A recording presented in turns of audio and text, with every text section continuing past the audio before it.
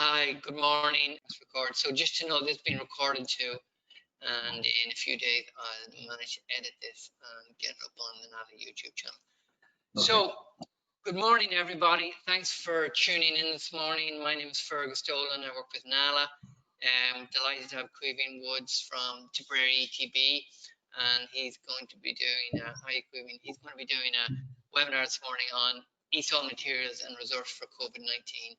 So when Caoimhin finishes, then there'll be about 10 minutes for questions and answers, and you can write your questions in the questions box at the bottom of your toolbar. So listen, all the best, Caoimhin. See you in 20 minutes or so. Okay, brilliant. All right, thanks, thanks, Fergus. I'll click out of it so I'm not looking at myself. Okay, hi everyone. Yeah, my name is Caoimhin Woods, and I work for Tipperary ETB. And so I was asked to talk about resources for COVID-19. So I went online, and there's some there, but I tend to make a lot of my own resources, because if I just make that screen a little bit smaller, can everyone see that there?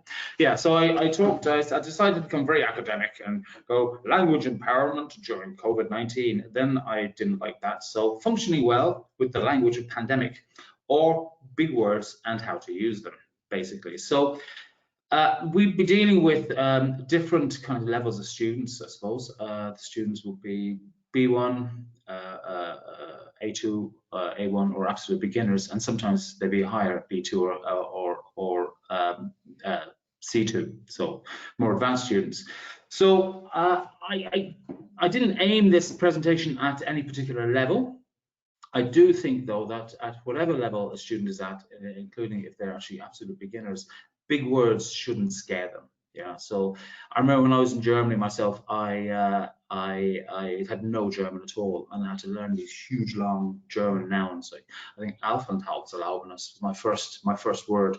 So I learned what it was, I translated it, and I learned to speak it. That was probably my first word. So we shouldn't be afraid of giving students big words. It's just how you present them, really. So I'm going to look at different ways and different activities we can look at we can do in class to help students kind of get over these big words and function a bit better with professionals, particularly in the health sector.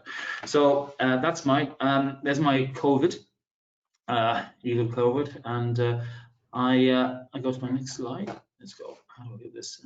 Oh, that's not bring this over here, put that there, come here, and here we go. Okay, so there's 4 skills. Looking at the 4 skills of language, you have input, output, speaking, listening, reading, and writing. So I'm hopefully going to cover skills for, or activities for, all of these different activities, and sometimes they're mixed and they're joined in. Okay, so let's go. Here we go. So finding important vocabulary. So where do we find important vocabulary, and what words do students need to know for them to function? They don't need to know full long sentences. They don't need to have difficult structures, as long as they can pull out the important vocabulary from what somebody is saying to them, and from reading as well. So how do I use these big words? Well, no problem, says the teacher.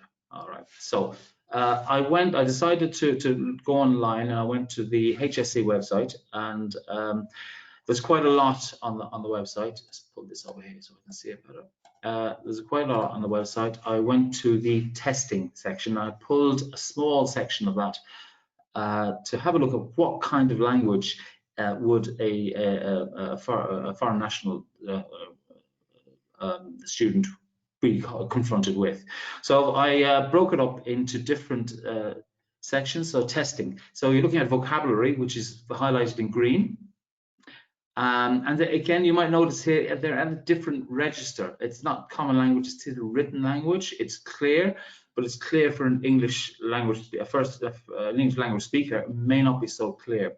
So have a look at the vocabulary there. So testing, attend, tester. So you have healthcare worker, testing kit, swab, sample of your throat and nose, personal details, contact and results. So these could be keywords you might pull from some text and create an activity around these keywords. And we'll have a look at some activities now in a moment. I looked at some of the grammar. So if you look at the first sentence here, it says, if you cannot be tested, you may be tested at home. So that's a conditional. It's a first conditional, but it's using the modal may instead of will. Okay, may. Students may not be familiar with may. They might be more familiar with might. So there's a conditional sentence. You could use this as a launch pad for the conditional tense, for instance. We're looking at future forms. Will call, it's a fact. Talking about future, a healthcare worker will call. And then also back down here, yes, so they have will plus infinitive. They will use a swab to take. So that this kind of language is kind of at B1 level, really. It's at B1, so intermediate. Prepositions from inside back of your throat. From inside back, I have to think about that. From the inside back. So there's two prepositions. So that's pretty tricky. So often that needs to be done in a kind of a very more active way. Where's the inside back? Have a look at number 3 then, sentence 3. You will be asked to give. Again, there's another verb plus infinitive. So this could be, again, something which even an elementary student could learn, or even beginners, A1. If they have a foundation language, they could learn this particular structure to allow them to read and to understand somebody who's speaking to them. So again, yes, pronouns as well there. So here's one: is we can contact you with your results. So we have three different cases there. Yeah, we, you, and your. Which can be quite tricky to get, especially for at the beginners level. Yeah. Modals, again, modals may and can. So there's a lot of grammar in this, and there's a lot of text, and it's quite rich in material to be drawn on. So using this, this will be our resource to pull. This almost like the raw material. So we take this raw material and we construct then activities around these so that people can, students can get a grasp and be able to use them a little bit better. So let's move on. I'm going to, the next slide here is, yeah, here we go. Yes, listening skills. Listening is so listening skills, there's a number of different ways. I've broken them into 2. You have authentic listening, so where you are listening to somebody who speaks English as first language. Could be a professional. And on the HSE website, I found the testing section. The link is there. Is a nurse, and she's explaining how the test will go about. So I will have a quick look at that in a moment. But there's 3 listening skills we might look at. Skimming, which is seeking general overview of a text in a minimum of time. So if you're doing a skimming exercise, you might play the whole piece through once, and with a set of questions to allow students to try and understand the overview of what is happening in this text. What is the person telling me? Scanning, you're looking for specific factual information. So you're looking at figures, dates, places.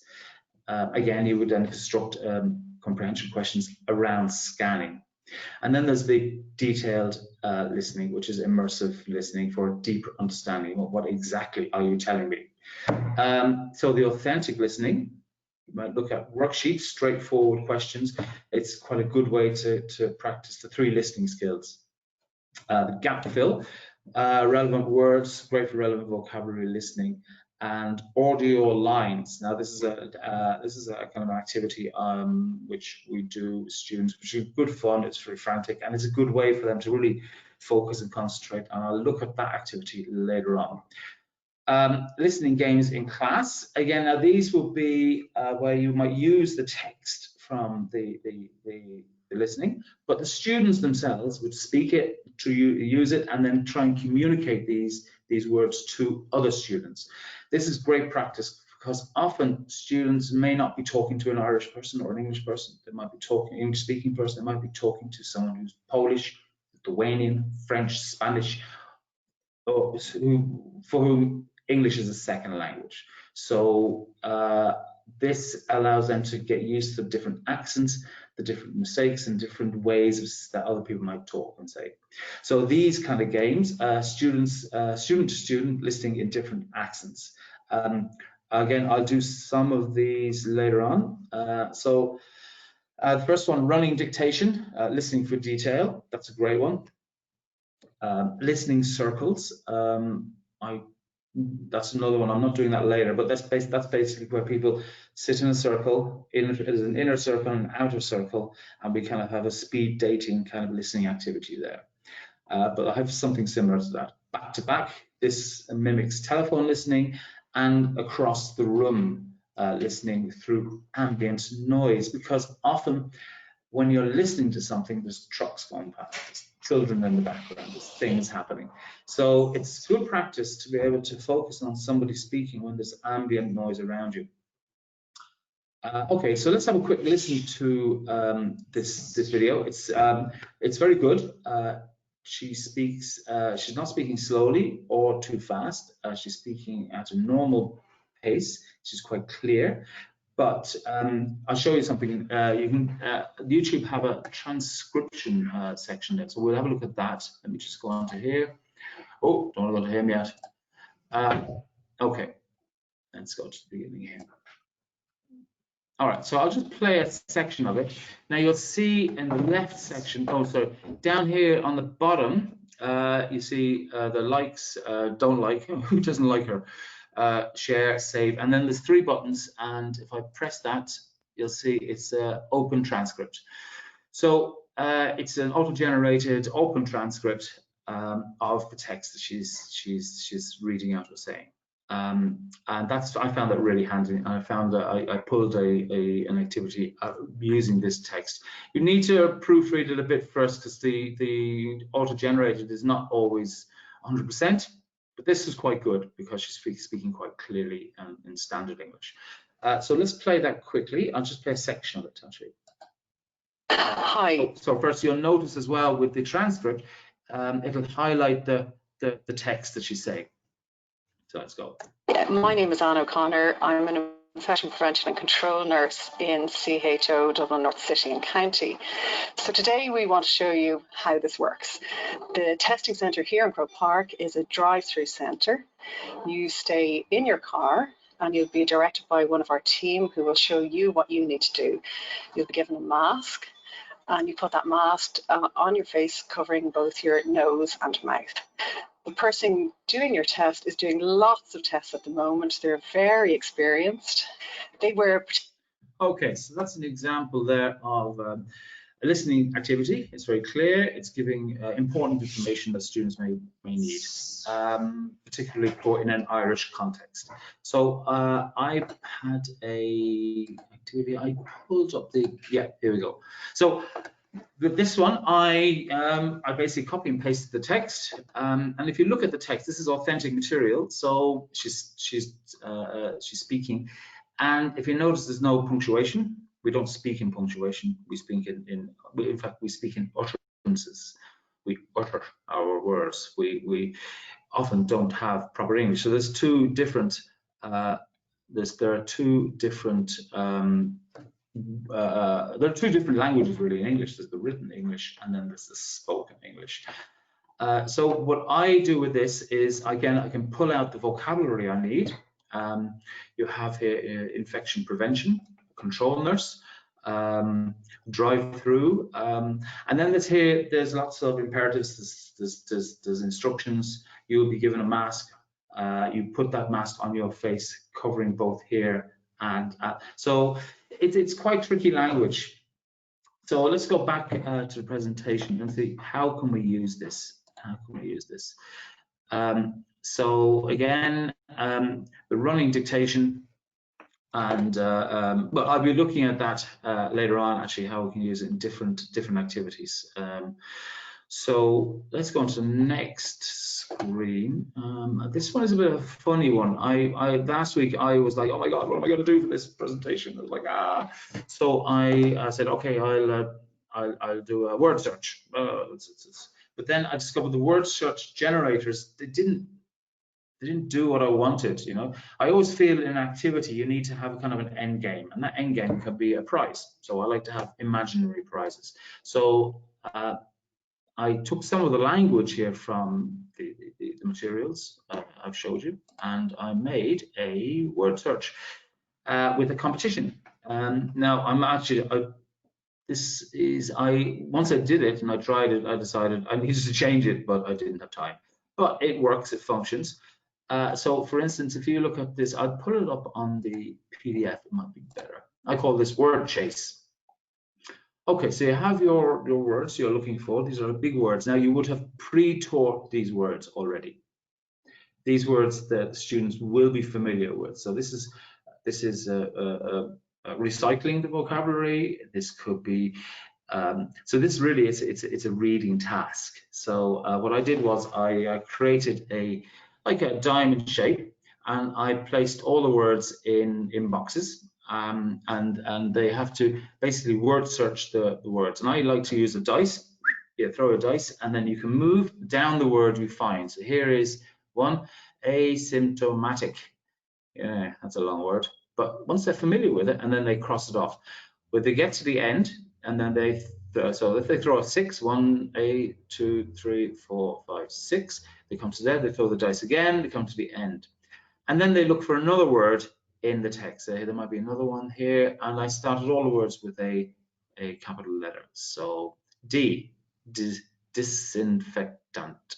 There comes all there here. So they basically search the words, and the first team back, or the first person back, gets a prize. So you come all the way down here, and the last word is triage there. So, and you get a prize of a sports car, a bottle of wine, a bar of chocolate, or a vaccine for COVID-19. I'm not sure what people will go for, probably the chocolate.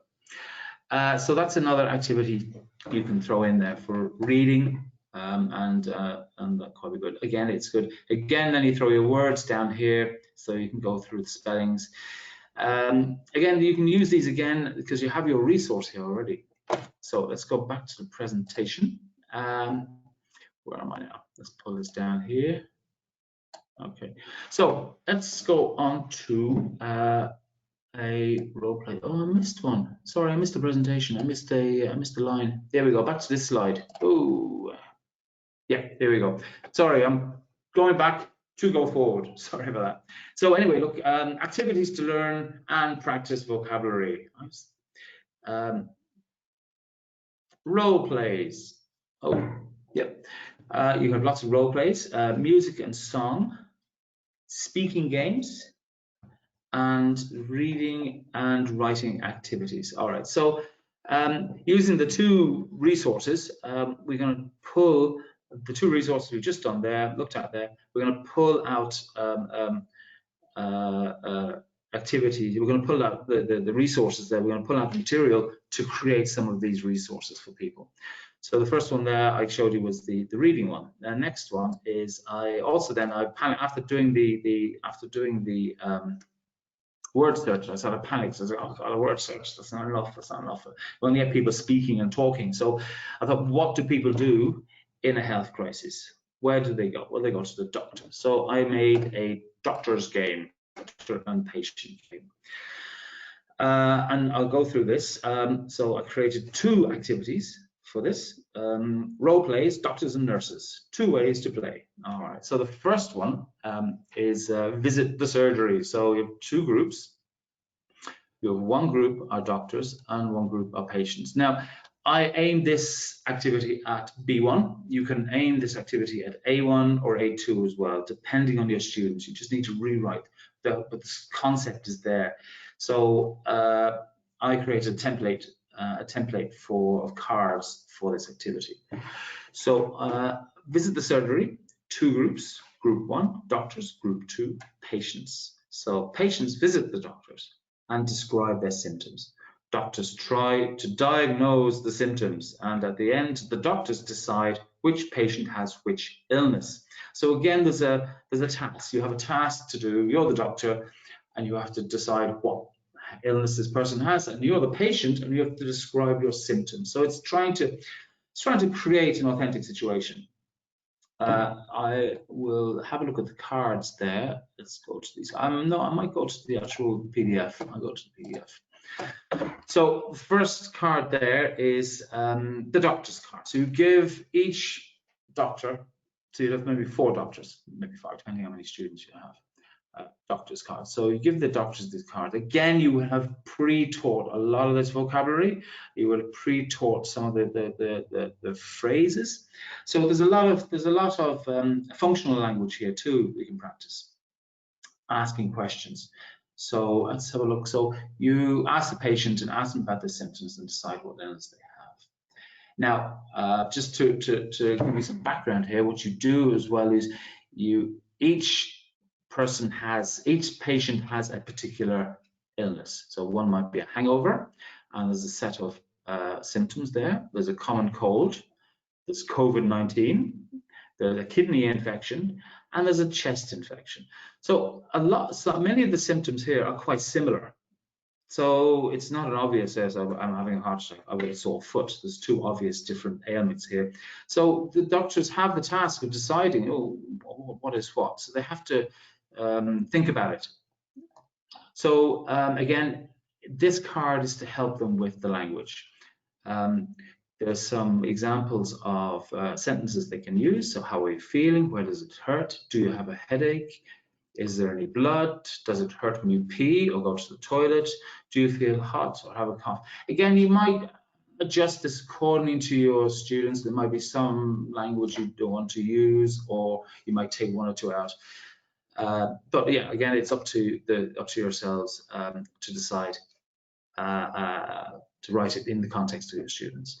So each doctor has this card. They also then have patient cards, patient 1, patient 2, and on these cards they write down notes of what the symptoms are that the patient tells them, and then they go off and they decide according to their symptom card what each of the patients has, what their ailment is. Again, here again is a lot more language of illness, fatigue, weariness, runny or stuffy nose, COVID-19 fever, chills, fatigue. So a lot of difficult language here. So that needs, again, this is to recycle the vocabulary and to put it into more authentic context. And it can be quite fun as well. Breaks up a 2-hour class really. And this activity, well, I'll talk about that afterwards. Anyway. So the next card is each patient is then given a card. So this is their roll card. So the patient 1 is the card. Now, what I've done here is the patient doesn't know what is wrong with them. So at the end, that's very important, you give out the card and you fold up the end of the page where they have their ailment. And they're not allowed to look at that. But don't tell them that though. So don't tell them that their answer is there, because they all will look sometimes. Dreadful cheats. So what you do is, so they read this. Here is your card. Strict instructions: do not unfold the bottom of the card. And you tell them. Now you would obviously talk through this as well. Tell the doctor about your problem. You feel very, very sick, and you have many, many symptoms. Here are your symptoms. Try to give as much detail as possible. Talk to all. So each patient talks to each doctor. That means you get lots of speaking practice, talking to different people. So you might have 3 doctors, or you might have 4 doctors. But I would give have maybe 3 doctors and 4 students, or 3 doctors and 2 students, or 5 students. And if there are too many patients, you could put a chair in the corner of the room as the waiting room, so they can sit there while somebody else while one of the patients is talking, and then they go to a chair that's free. So here are their symptoms: fatigue, weakness, excessive thirst, headaches. And it turns out that this student has a hangover. Oh dear. So I took all this material from the HSE website and National Health Service website actually. And I just basically copy and paste it into Publisher. So now I also give the patients a second card, and these are again more functional language they could use. I was getting sick all night. I feel awful. I have a headache, stomach pain. I can't sleep. So they can use these language, these sentences, and to say. So if they go blank, oh, They can look at the card, and I need a sick note. That's a useful one. Okay, so that's it. At the end of the so at the end of the activity, the teachers, the doctors get together and they compare notes, and they decide what patient has what illness. All right, so it's a long activity, lots of speaking, lots of activity, lots of moving as well, and that's good. I'd suggest it might take 40 minutes to do this, depending on the level of the students. So again, you're introducing the task, you're telling the students what to do, you're going through some vocabulary, not all of vocabulary. This is already pre-taught in the previous lessons. So this is again to recycle all that stuff.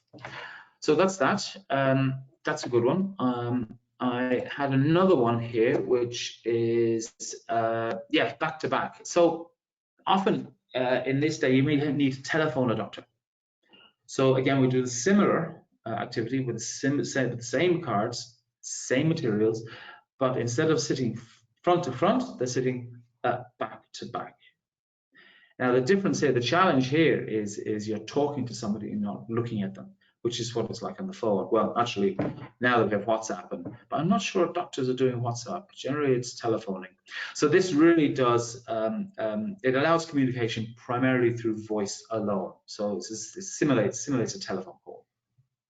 Doctors again try to diagnose the symptoms, and at the end, the doctors decide which patient has which illness. So again, they're back to back, tables away, chairs together, and you might put them maybe about a foot apart. Again, this is good practice for focused listening on the person you're speaking to, because it could be this can get quite noisy. Okay, that's the role plays. There's 2 role plays there. Let's have a look at the next one down here. So next slide is speaking and listening games. Oh yeah, these are great fun. Hot seats. Some of you might know this. Hot seats. It's a bit. If I can just go in here a bit. So basically, there you go. Hope you can all see that. Yeah, is that good? Okay, brilliant. Okay, hot seats. The objective: vocabulary recycling, speaking and listening practice. Setup. So in this game, the students come up with the vocabulary themselves. So you tell the students, give each of them a whiteboard marker and say, write on the board words that we use this week. Now, some of them write down dog or cat. He said, no, use words for health, or use the words we use in the book. And maybe they can go back to their books and find a word and they write it up on the board. So the students write the words, as many words as possible, on the board. So what you're left with is a whiteboard full of the language that you have been looking at those previous couple of lessons. 2 teams, 2 chairs. Chairs are back to the board, and each team lines up in front of the chair. One person sits in the chair, and the objective of the game is for the students to define a word on the board, and the students sitting must guess the word. So there is a helpful warning here. This game can become very raucous and rowdy. It's very popular. It's usually good fun. Be careful. Students will cheat. So you need to keep a vigilant eye out. So a teacher circles the word, and students must explain that word to the person sitting down. I always think, so what you can't do, you can only speak English. You mustn't say the word, mustn't spell the word, mustn't write any word, and you can't look at the board.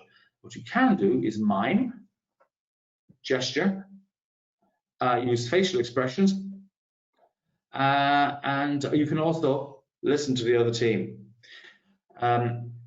Again, you should be extra vigilant for cheating, and cheating incurs a 1-point loss. What I like to do is give students, the team, a prize. So often a prize, you can offer a really big prize and say that the ETB will pay for it. Say 100 euros per person, and they must collect it that day. I don't think anyone's done that. It's usually a bit of a laugh anyway. So this is roughly the drawing. This is how it works. Here's your board. Here's the 2 students, and there are the other team members shouting and screaming at the poor student sitting down. It's usually quite funny. So after every word is circled, the students change and the next person sits down. And then the teacher goes up and circles another word they have to define. Okay, so that's hot seats. Hot seats is great crack. Oh yeah, speed dating. Again, I use this for a lot of activities as well. A lot of speaking practice. Speed dating is where you have your tables, maybe down the center, and across the table the students speak. So I might use this for. Let me just pull this one up here as well, like that. Now, how's that? Yep, that's good. Okay, speed dating. So the objective here again is vocabulary recycling, speaking, listening. You arrange the table so one student is sitting above, in front of the other student. Sometimes if there's an odd number, you can have two speaking to one, and then one. So again, with speed dating, this is great for question forms. It's great for answering questions. It's great for maybe writing down details. So they might have a story that each person is telling each other. So adapt it to whatever material you're using at the time. Speed dating, again, you could be asking symptoms. Each student could have symptom cards, and you could ask each of the symptoms, again, practicing this functional language and practicing the vocabulary for health. Speed date, a minute and a half. You clap your hands, and everyone moves one seat to the left. Now, the first couple of times you do this, it gets a bit chaotic. You go, which way am I going? But generally, they get the idea if you do it enough. They kind of move one seat, and they again speak to another student, another different accent, and it's really quite a good activity. Especially, and it can last maybe 5 minutes or even 10 minutes. So it's a great one at the end of the class. If you've got 15 minutes to use up, it's a good activity. It's active, gets people moving, and they, So A1, A2 groups, information, research. B1, B2 groups is great for phrasal verb definitions, more complex grammar. Even short role play activities as well. All right, so that's the speed dating. Let's go on to the next slide, and we'll have a look at this one here. And this was, oh yeah, speaking, listening games. Or what are you trying to say to me? Let's have a look. Running dictation. Yes, yeah, running dictation. This is really cool as well. You'll see a running dictation. This is really good practice for reading and speaking, listening and writing. It does basically all the four. So you have two teams. Again, I love teamwork. And one person sits at a table. So you see them there. They have a piece of paper in front of them. It's blank, and they have a pen. On the wall, possibly outside the classroom, you put a piece of poster up or a piece of text, and I have a number of different texts you can use. But if in this context, you could put a COVID-19 precautions text. So again, you're using this more complex language in a different register, which makes them gives them a familiarity with the register that they'd be confronted with in official documentation, which is a bit kind of, it's complex. Even I find this, you must do that again because it's a different language. It's a written language. Okay, so running dictation. Pages stuck up on the wall outside the classroom. If the classrooms are big, you put it at the end of the classroom. Make sure there's plenty of space, nothing in the way, no obstacles. This can get rowdy as well, depending on your students. Students in teams, one person sitting, the other team in front of the table. One person from each team runs out to the page, reads the first line, and then runs back, and then dictates it to the student sitting down. The student sitting down writes it. When that's happening, the second student runs out, reads the next line, memorizes it, and comes back in, and then that student sitting down writes that. Rotate the students because the student writing can get a bit fatigued. So every time, rotate them a couple of times so every student has a go at writing. It's real focus on accuracy here because the rules are the text has to be copied exactly. Punctuation marks, capital letters, spellings, all that. So where am I there? The names. Yeah. When one team is finished, they all finish the game and the game finishes. Then each team swaps their page, and the team marks the other. So you give them a copy of the authentic material, a poster or text, and they then with a green pen, we don't use red in this country, green pen, they mark the mistakes, and the team with the less mistakes is the winner, and they have the grand prize of buying cake the next class for everybody. Yes, there are rules to this.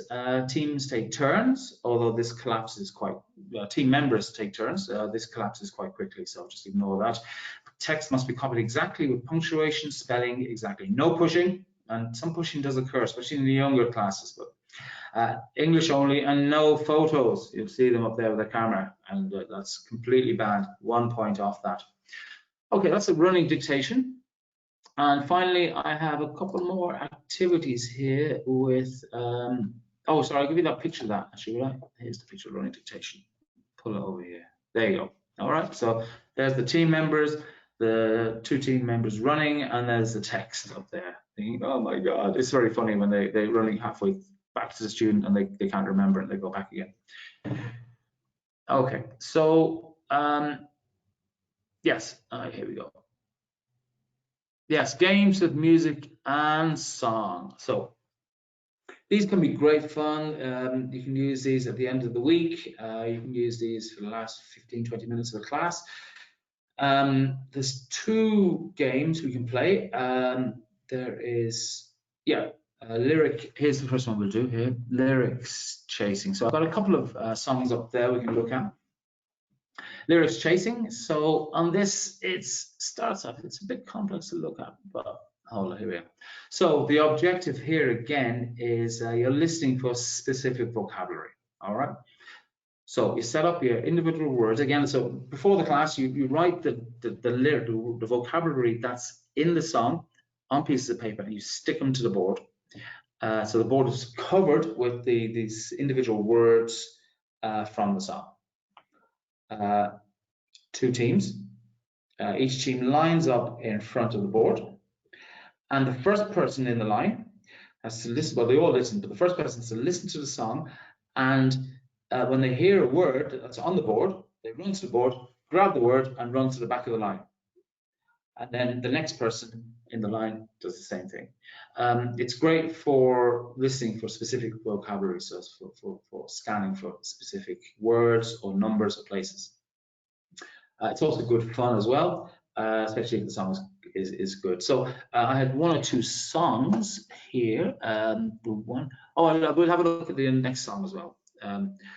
Oh yeah, so for instance, the rules here, only English and helping each other is allowed. You can shout, and you can play the song a number of times, although 3 usually is enough. Help for one, again, this game can become very raucous and rowdy. Okay, so the next activity here is order my lyrics. Now this is great for all sorts of songs and texts as well. So an order your lyrics, again, you're listening for specific vocabulary, but you're also doing this for there's a detailed listening activity here as well. So you have to listen for utterances, basically.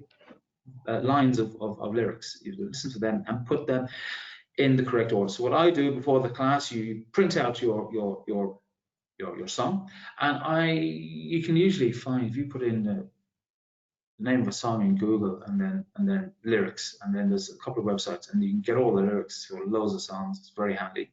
Get them up, put them into Word, make them big, cut them up into strips. So each strip has a line of the song on it, a verse, a line of a verse, and the chorus.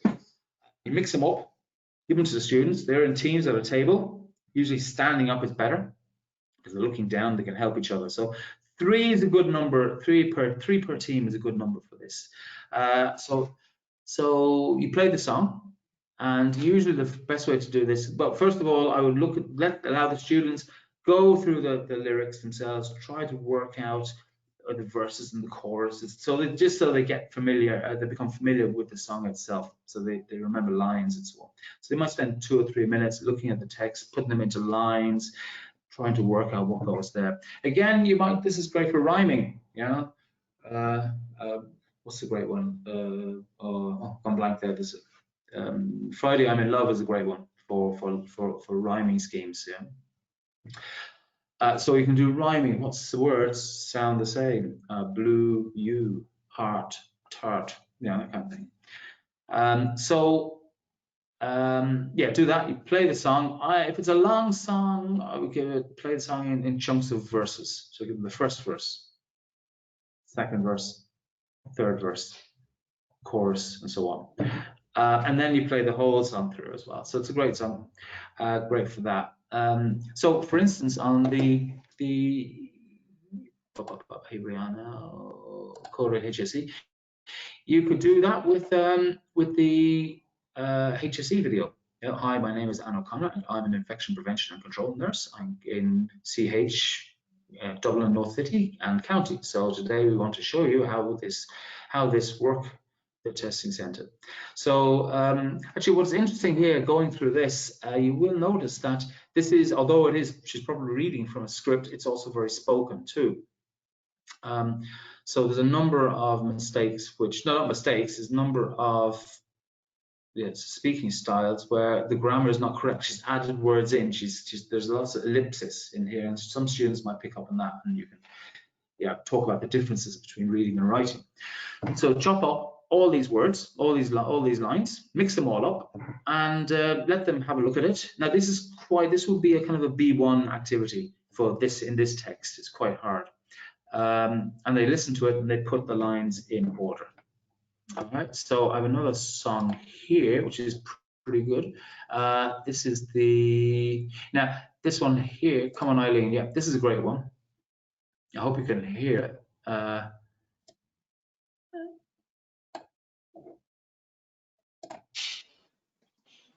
So. Okay. COVID-19. Poor old human race. Got a virus you can't deal with, that threat that you might be erased. Happy birthday. Sing it twice, you'll be safe. I need to roll now. This shit has just got really real. COVID-19, yeah, you're scary and mean. Got self-quarantine, cancel everything. COVID-19. Okay, so that's that. I'm sure you all want to listen. I wanted to listen to that, but I'm sure it's not professional. But yeah, so again, here you go. Actually, I'll go back to that. Where are we? Yeah, let's go back to them. You'll see it there. That's great because as the script of the lyrics come up, but I wouldn't show them the lyrics. You'd be playing this in the background. They listen to it and they put the lines in order. That's a great little video. Again, look at the language coming out of that. That's great. Lural, very important. Self-quarantine, otherwise erased. There's also a number of phrasal verbs. What? Can I get a transcript up here on the open transcript? Yeah. No, it's not giving me a transcript there, is it? No. Oh, it is. Yeah, brilliant. Look. Stop. I don't stop by the loo roll. Yeah, okay, it's a song. So yeah. Okay, yeah. So maybe the transcript for the songs won't work so well. But anyway, you have them up there. It's a short song. So another one here, which would be better. It's good for the Irish accent. Is this one? This guy, I don't know. Maybe some of you saw this. This guy just wrote a COVID-19 song to the tune of Lanigan's Ball, and it's great. It's a very strong Irish accent. It's quite clear. It's quite fast, and there are some not swear. I don't. There are some words in here which you may not want to. So you pick this for this right students, but it's very Irish, and play this for the higher levels. I'll just give an example of this guy. He's I think he was just in his kitchen. He wrote the song. He's in lockdown and got bored, but I think it's very clever. Wuhan, some germs from an animal made a big leap and infected a few. Nobody thought it would be a pandemic, and now the whole world's in a hullabaloo. It didn't take long for the germs to go global in planes and trains and cruises by sea. Now locked in our homes and trying to stay sober, we can't even watch the live sports on TV. 6 long months in isolation, 6 long months doing nothing at all. 6 long months in isolation, this lockdown is driving me up the wall. Okay, so that's great. That can be a lot of fun for some students. Let me go back to the presentation. That can be a lot of fun for a lot of students. It's a, but again, it's quite fast, so you might use that for the, that might be a better one for the lyrics chasing, you know, so they can listen to it a couple of times and oh, there's that word. It's quite clear though. I thought he was quite good, but quite fast. But also it's good to become accustomed to the Irish accent. Okay, I think that's it. Have I covered everything? I think I might have. Now here's some websites. There's another one, Jolene there. That's great. There's a load of stuff on YouTube. Some good, some okay, some really good. So I'll go through. Here's the Lanigan's Ball, Common Eileen, HSE testing, Jolene parody. That's really good. But I think you need to know the song Jolene. It's about someone singing about Jolene, Jolene, Jolene, Jolene. Oh, please come take my man away. So it's really good. Her husband is driving her crazy, and she's calling Jolene to take him away. But yeah, that might work. Again, you can adapt all these things depending on your students. This one here, oh, it's a great one here. Nala.ie COVID-19 words explained. So there's a plug for Nala. Yeah, that was a useful website. I took some vocabulary from there. It also gives some good definitions. And okay, it's up there, it's ready to go. So you don't have to go searching for it. It's bang, go through the list, bring them into a worksheet. So that was quite good. Oh yeah, the ISL collective. That's pretty good. I like that. I use that a lot. Do I have that up here? I do. No, I don't have that. Where is it? ISL collective. Let me put this over here. Let's go back. Yeah.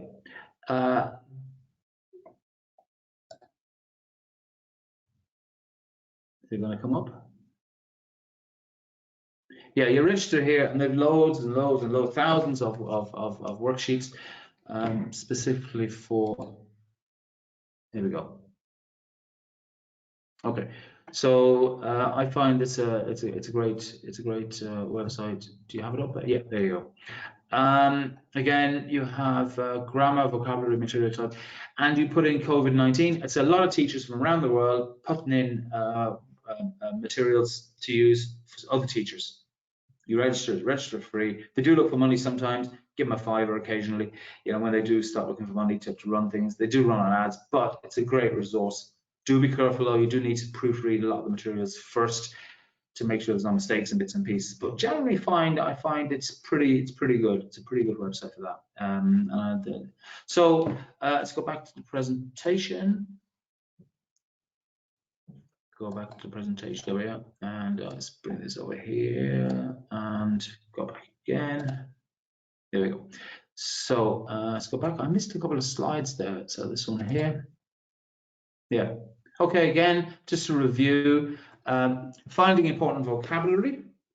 We looked at that for on the HSE website. That was very useful. The NALA website, and then there's a couple of other ones which are quite useful as well. It's just basically COVID-19 ESOL vocabulary that works. What words do students need to know? So decide on the vocabulary they need, and what is essential vocabulary. Don't be afraid of big words. You know, break them up on the board. Isolation for course. Isolation. Students can learn big words. You know, I use Translate if they are kind of beginners. Translators usually work because they don't have the language to understand the word, but you can translate the word. You're telling them which word is important, then you're helping them say it, speak it, pronounce it. Again, how do I use these words? How do I use these big words? Again, no problem. Yeah, lots of activities we can use for Are we done here? Yeah. Okay, guys, I think that's it. Thanks very much. Fergus, you're going to give me some questions if any have come through, or